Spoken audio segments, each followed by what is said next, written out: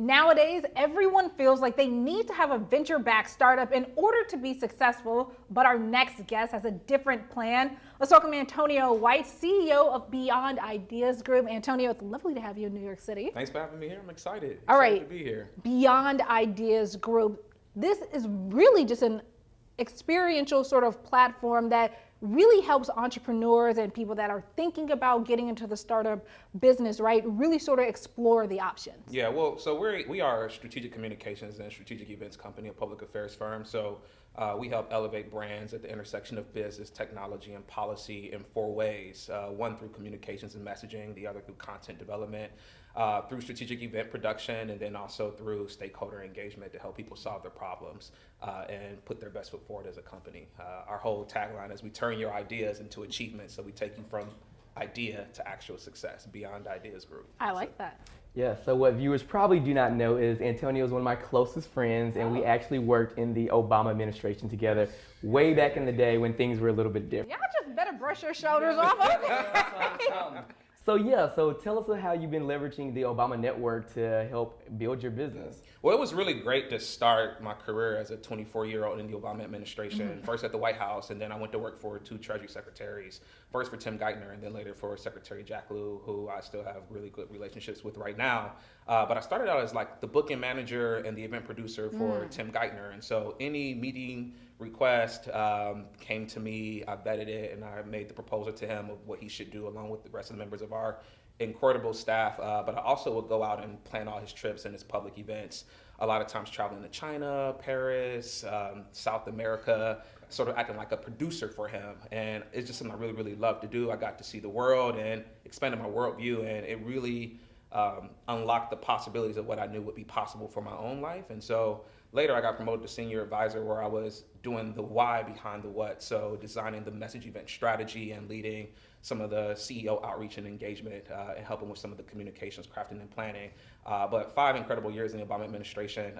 I think the most beautiful thing about that experience is that I knew what it felt like early on to do the things that I truly loved and to walk into work every day knowing that I loved to be there, that I was engaged, that I was raising my hand to take on more tasks, that I was always looking to push the bar and push the level. And that really helped me to get to the point of where I am today and start my own company. So It's amazing. So I'm always following you on Instagram. You're doing all these incredible public affairs campaigns and events, but what has been your favorite one? Oh, my favorite. I think it's tough to nail down a favorite. If I would have to say something that recently I got a bit choked up about was I got to do an event for Tommy Smith and Puma in Atlanta, honoring the 50th anniversary of his iconic silent gesture at the Mexico City Games. And I remember doing the sound check with Puma's CEO, and there was a moment where they did like this video montage of the 1968 Olympics, and the whole place went dark.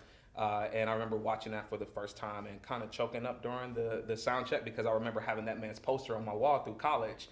And then here I am, almost a dozen years later, producing this amazing moment for him on the 50th anniversary, honoring that moment that hung on my wall. I could have never planned that, but one thing that my pastor back home always says is that your gift will make room for you. And so I did the work, I put the work in, and they came and saw my work and asked me to do this activation for them. So that was a really grateful Amen to that. So yeah, you definitely don't need to have a lot of necessary financial backing behind you. You can go forward with the network you already have. Yeah, you can. I mean, my company is a professional services company, and so you do need capital. Right. And so one thing that I did early on is I used my retirement savings from the Treasury. And I was a director at Hamilton Place Strategies after Treasury, where I did econ, financial communications. But I used my retirement savings, and I pitched my aunt and my cousin, and was like, hey, I want to start this company. This is what it's going to do. This is the market that it solves for. Now, my family's from Ohio, and with all due respect, we're very working class people. And so this idea of a public affairs firm that does communications was like a nebulous thing to them. It's like, what is this? But we trust you. You've always succeeded. So we'll put our money behind it. And so I got a $25,000 investment from my aunt and my cousin. I wrote up a contract and a promissory note. I promised to repay them with interest and mean, I pitched them like they would be like actual investors. It just, I mean, they were my family. And so I had about $40,000 going into my company of savings that I could use to not only promote and brand the company, but also to live until I got, you know, some clients and things like that. But what I learned very early on is that money just runs out super fast. And so it's easier, I won't say it's easier, but you can bootstrap a professional services firm in a way that you can't like a tech product or anything like that, but it still is very, very difficult. You still need some access to capital, you know, so. Well, that's a lot of great information for all of our entrepreneurs watching. Thanks so much for joining us. Antonio White, CEO of Beyond Ideas Group. Thanks so much for coming by. Thank you. Thank you for having me.